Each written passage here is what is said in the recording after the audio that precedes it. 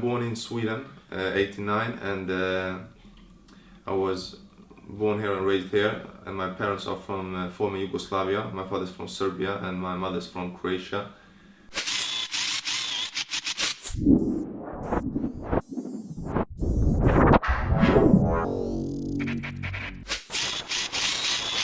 And I've lived here since I was a baby in Sweden with my parents and my sister. And I went to school when I was 6 years old, something like that, and started school. And then it was an ordinary school here in Sweden. You know, we went there, and I was like any other kid, you know, full of life and energy, and you know, and stuff like that, and was starting to playing football at that age and other sports, and was you know, with you know, hanging out with friends, and did everything almost like a average 7-year-old boy, and you know, he is doing. So yeah, that was my life at that stage, and it went on, and I got older, maybe 7, 8, 9, 10 years old, and I was training football, like I said, and living my life, and I had pretty good, had good grades. I went to Croatia when I was 10 years old. I moved there and started school there, and you know, my father and my mom also came down there, and we lived there, and then we lived there, and I was in school there, and then after 1.5 years I came back to Sweden, and because the level of knowledge in some part of the school was so far behind in Croatia, then when I came back, I was 1 year ahead of the other people, the other kids. So then I started 1 year, how do you say, before with the older kids, and then I went on, and and even then some things start to happen, because when you grow up in this Western world, you learn from a small age that maybe you know, kissing a girl is okay, and you know, and you learn that maybe rock stars are like good people, and football players maybe who hasn't have good character, they are good people, and some kind of, you know, role models for the teenagers and for the kids, younger kids. So even at that age you get influenced by these things, and these lifestyle, and the way they think of how you should be like. And you know, when I had my whole room was full of these posters of football, you know, from Ronaldo, and you know, different kinds of players, you know, from all over the world, you know. So that's when it starts to, when you lose focus from what your purpose in life is, and then you start focusing about to become a football player, or to become a rock star, or to become I don't know what, a gangster maybe, because you also grew up with these gangster movies, like, you know, I don't know, you know, whatever the names are, you know, you grew up with these things, and it's okay. Even in small age, when you see these cartoons, you know, maybe you see this, I don't know what the Little Mermaid or something, that how to disobey your father, you know, it becomes like natural. It's no problem to disobey him, your father, and go with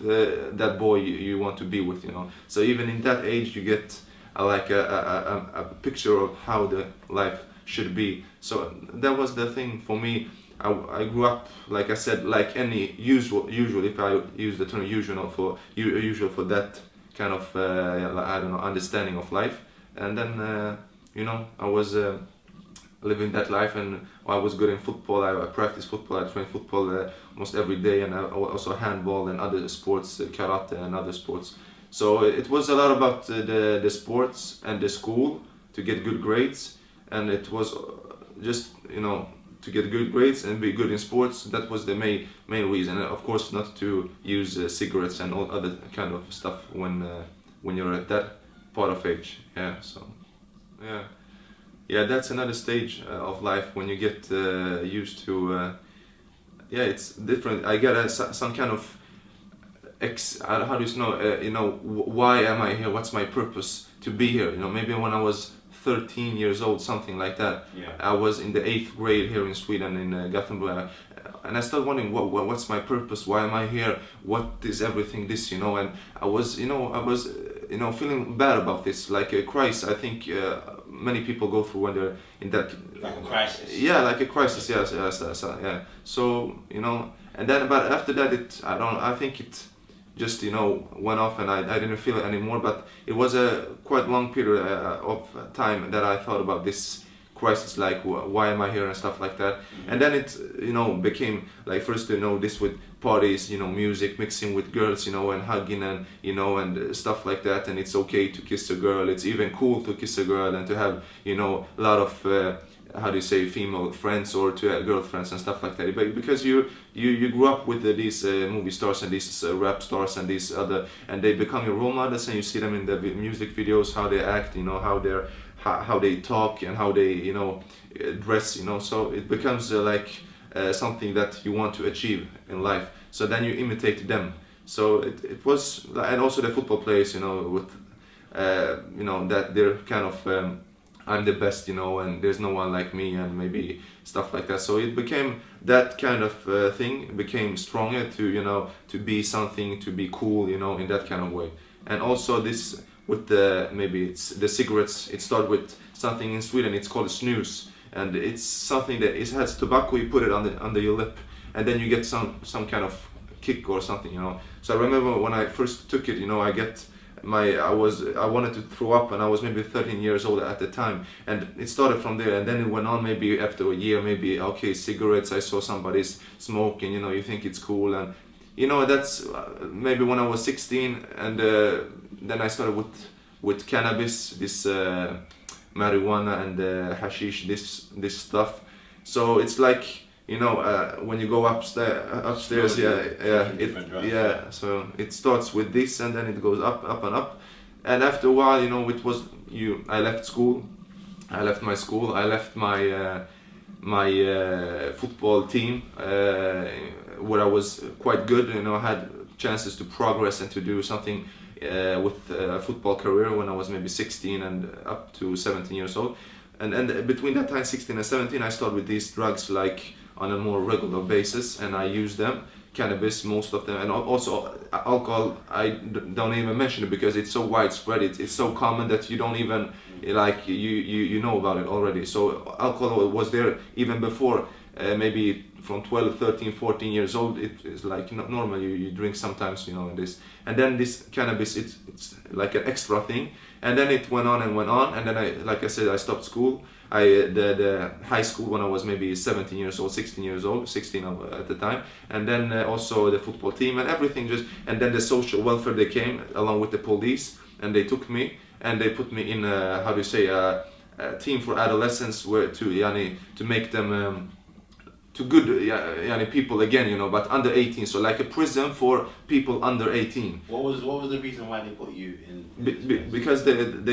Because my days and my life and what I was doing and everything was totally out of it was totally chaotic. It was a disaster. So I like I said, I quit school, I quit football, I started with these drugs and buying a lot of clothes for big money and expensive clothes, and thought that's gonna give me happiness, and it didn't give me happiness. So it was like that, and I think also my parents, they wanted me to leave that thing, and to leave these bad friends and this bad lifestyle. But and then at the end, it became like the social welfare came along with my parents in some kind of way, and this police, and then they took me to this institution, and maybe 100 kilometers from Gothenburg, and in a forest, where they put other teenagers, and then I was there locked in. It was totally locked. I could not like this big thing around when you go on the garden. So it's like a juvenile prison, you can say. So I was there for maybe 2 months. They left me, and then they put me in another, also almost similar place like that. But it was a little bit more free, when you could go from the, how do you say, where you at the days, you could go to the where you play football and that. And then after a while, when I was there, I escaped from there. I ran through the forest, and then I got home, and and to make a long story short, I went from Sweden, and the police almost catch me here when I was in Sweden, because I was how do you say, they wanted, or on the run. Yeah, on the run. Yeah, so they looked for me and they catched me, but I escaped from them, and then I went to Germany with my father, and I was how do you say, save for something from them. But the problems went on, the hashish and the other things that they went on all the time. And I was trying to get something in the football, try to practice football, to train and to go to a club. But I was not on the level because of I was smoking cigarettes and I smoked hashish and stuff like that. So it was not the time for that. And then I went to Croatia and so on and so forth. And then I came back after a while, 4 or 5 months in Croatia, back to Sweden. And then when I was maybe 17 years old, and then I continued my life like that until until I became maybe 22. All the time from drugs and other, movies and parties and this and this, all haram and kufr, And I was Christian, if you call it Christian. Like if they asked me before, I say yes, I'm a Christian. I had a cross, and sometimes I went to church, but not like on a regular basis. I went sometimes, when I wanted to go. And this was so my family, they're original Christians, but it's not like a practicing Christian family. So when you ask me, but I always believed in God. I always believed that something made this universe to exist. But I didn't care so much about what I didn't care, what does God want from me. I just, I wanted to live my life, become a football player, become a movie star, model, and so on and so forth. And that's what my main goals and objectives in life. Now, can you tell us a little bit about how Islam came to your life? What was going on in your life? Obviously, you were telling us that you were heavily involved in drugs and whatnot. What was the scenario? What was the run-up to you finding out about Islam and becoming a Muslim? Yeah, it was not a thing that I planned. It was nothing that was, expected in that kind of way, that I was studying the deen, the everything about Islam, what it says and what's it, it was not like that. So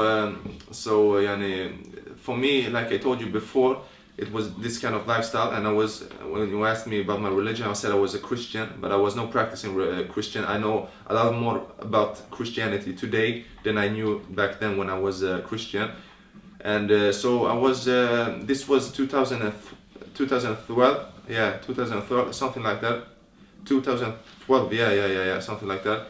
And I was in Denmark. I was going to Denmark with a friend of mine, and I was, and then it was a lot of drugs on that trip. I felt unconscious, and and back and forth, and then a person drove the car. He almost smashed into the I don't know what you call it, on the highway. The barriers on the highway. Barrier, yeah. And then it was chaotic, and it was no good place to be in. And then after that, I came to Denmark to a friend who was a football player, professional football player. And then I was there for a while. We talked, and it was like a bad environment. But then when everybody went to sleep, I went to the computer. I looked at the computer.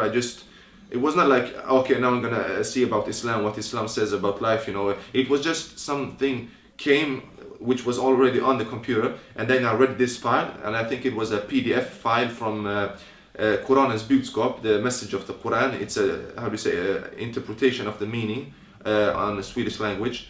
And then I wrote, I saw this, and then it was written in like a Swedish text, and then I wrote it, I read it, and then I couldn't stop. I would just continue reading, and still at that time I had drugs in my body, but I was focused. I was focused. I know what I was reading. I couldn't stop, and I read for hours, and then I woke my friend up, who was sleeping in his room. And then he said to me, I cannot remember exactly the wordings and stuff, but I think I asked him something about what is this, and this is insane. I don't know, I have to follow this, And he said to me, I became Muslim myself 2 days ago or 3 days ago, but don't tell anybody. So this guy, he's a Swedish Muslim, and he's white hair and blue eyes, and I didn't know he was Muslim when I came there. But then I woke up, he told me, and then I said I have to follow this. Then we called a brother from Sweden, who was a friend of ours before we were Muslims, and we called him, and then he answered, and on Skype he answered, and then I asked him, I just talked to him. I saw that he had a little beard, and it was a very nice feeling. It was something, it felt right. I couldn't care less about my my family is gonna say, and what they and this and that. I just said I want to become Muslim, And then he said to me, like, to remember I said the Shahada in Arabic and Swedish, like I remember. And then and at that time, the next day, a guy that was in the room with us in the apartment, a bad person, he brought some cocaine to the house after the day after that, and he knew that we were Muslims. I was Muslim, he was Muslim, and and still he got some cocaine in the house, and then for the first time in my life, I always been weak when I see, maybe drugs, and when you see this cocaine, like they say it's the rich man's drug, and and it's this Scarface and Tony Montana, and it's this rock stars and this, so it's like they make it glamorous, so then I had this in front of me, and it cost maybe 1,000 crowns, I don't know in pound, maybe 80 pounds or 70 pounds for 1 gram, and then it was in front of me, and for the first time I just took a part of it, and it was not mine, it was his. And this also guy, he had some contacts with the criminal people, and this I couldn't care less, because these people, they were weak in the individuals. So by that kind of, I don't know, I felt some big warm and strong feeling that I just took it and I throw it out of the window, and he became, I don't know, angry and but maybe also scared. He think, who is this guy, So I threw it out, but I know him from before, and he's the same guy that I took these drugs with before. Not the football player. I talk about this other guy now. That was his drugs. Part of, I don't know, he maybe shared it with somebody, but it was his drugs also, so I just threw it away. And then from that, and then I didn't care, and then I lived I started learning about Islam, and this guy that I called on Skype, he went to Denmark maybe 2 days after that, and then this bad person, he went back to Sweden, and then I started to learn with my other brother, the football player in Denmark, about Islam, and to pray and to make wudu, and and to don't look at women, to lower your gaze, and stuff like that. So it was almost at the very beginning I started to practice Islam, and to try to understand and to be with Muslims and to go to the mosque, and so that's how I came into it. So it was not like a study, just like very, very quick and very strong, and from that day I just changed, and I couldn't feel more right about my decision. So yeah, okay. So Alhamdulillah, Islam has made me it's a totally different life. It's to go from the darkness into the light. I've become Muslim away from kufr and haram and into the light of Islam, and to practice Islam, not just to say I'm Muslim, and to practice Islam. So I don't say I'm the best Muslim, but I strive to be as good as I can. So I pray 5 times a day. I try to be good to my wife, Alhamdulillah. I try to be good to my parents, obey my parents in everything that is good and correct, and to be good to people in general, to kuffar, to show them that Islam is justice and it's beauty. It's nothing about terrorism. So everything it's changed my life totally. I quit the drugs, the alcohol, the all the haram, even small things like to throw things on the, you drink your I don't know, whatever you drink, and then you just throw it in on the ground. It's stuff like that. It was everyday food, or what do you call it. But now you think about these things, to throw it in a garbage can, to be good, to help somebody over maybe the road, or to show somebody the way. All these kinds the aspects of Islam, because Islam is so great. So Alhamdulillah, it's made a so big impact on my life, and I strive to become as good as I can in this life, so I can gain the paradise and the Jannah in the hereafter. What advice have you got to Muslims and also non-Muslims in regarding this song? People who may want to look into Islam, and also people are already Muslim. What advice have you got to them? So this advice is first to myself, and then to you, Muslims and non-Muslims. My advice is to think about this world, and that we are created for a purpose. Our purpose is not just to gain materialism and to gain some social status or something like that, or to be a football player, or to be a basketball player, or whatever. That's not the main goal and objective in our lives. So my advice is to understand that Islam is submission to Allah, to God, to the creator of the heavens and the world and everything that exists. And through that submission you get peace in your life and you get the paradise in the hereafter.